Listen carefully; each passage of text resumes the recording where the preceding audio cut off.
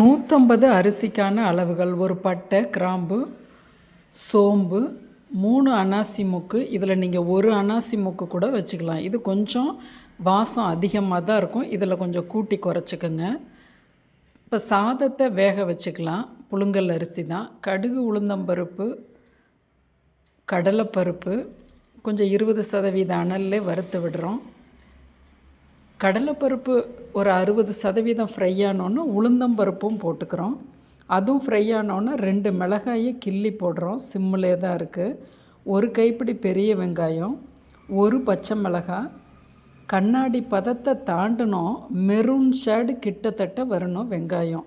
இது ஒரு அலாதியான வாசத்தையும் கொடுக்கும், கலரையும் கொடுக்கும், கெட்டும். புதினா ஒரு 20-25 தலைகள் கூட போட்டால் போதும். ஆனால் நல்லா ஒரு கைப்பிடிக்கு 2 கைப்பிடி கூட மல்லி இலைகளை போடலாம். அன்ஃபார்ச்சுனேட்லி என்கிட்ட இப்போ கைவசம் இல்லை.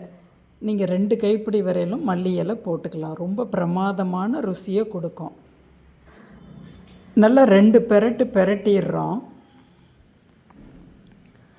இப்போ அந்த இடித்து வச்சுருக்க மசாலா பொடியை கலந்து ஃப்ரை பண்ணுறோம். இப்போல்லாம் 30% அனலில் தான் இருக்குது மஞ்சப்பொடி.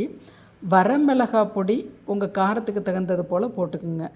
ஒரு 6-4 செகண்ட் வதக்கின உடனே தக்காளியை போட்டுடணும். தக்காளியை போட்டு உடனே பெரட்டி கொடுக்கணும். 4 தக்காளி நல்லா பழுத்த தக்காளியாக போட்டு உப்பும் போட்டு பெரட்டுறோம். 3 பல் பூண்டு, 1/4 இன்ச்சு இஞ்சி நல்லா நசுக்கி விழுதாக போடுறோம். இதை நீங்கள் வெங்காயம் வதக்கும் போது கூட போட்டுக்கலாம். உங்கள் டேஸ்ட்டுக்கு தகுந்தது போல் போட்டுக்குங்க. 3 நிமிஷம் மூடி வச்சு பார்க்குறோம். நல்லா வரன்னு இருக்குது. நல்லா தொக்கு போல் இருக்குது. நீர்க்க இல்லை. இதுதான் பதம். இப்போ நம்ம நெய் போட்டுக்கலாம். அப்போல்லாம் நெய் கிடையாது. நெய் புதினா பெரும்பாலும் கிடையாது. இப்போ நீங்கள் கொஞ்சம் நெய் போட்டும் செய்து பாருங்கள், நெய் போடாமையும் செய்து பாருங்கள். இந்த கன்சிஸ்டன்சி வந்துருச்சு. இதுதான் பதம். இப்போ சாதத்தை சூடான சாதம் ஆற விட்டுருக்கோம் 2 நிமிஷம். அதுக்குள்ளே பெரிய வெங்காயத்தை அரிஞ்சு நல்லா கழுவிட்டு தயிர் கலந்து உப்பு போட்டு ஃப்ரீசர் பண்ணிட்டீங்கன்னா கூட 1 மணி நேரம் கழித்து நீங்கள் லஞ்சுக்கு எடுத்து கொடுத்தீங்கன்னா புளிச்சு வராது ரைத்தா. சூடான சாதத்தை அந்த தக்காளி தொக்கு மேலே போடுறோம். தேவையான அளவு மட்டும் போட்டுக்கிறோம். தொக்கை எடுத்து கூட நம்ம வச்சுக்கலாம், மறுநாள் செய்துக்கலாம். இப்போ நல்லெண்ணெய் தேவையான அளவு விட்டுக்கலாம். அதனால தான் நெய் அப்போ கிடையாதுன்னு சொன்னேன். நல்லெண்ணெய் தான் அப்போ போடுவாங்க.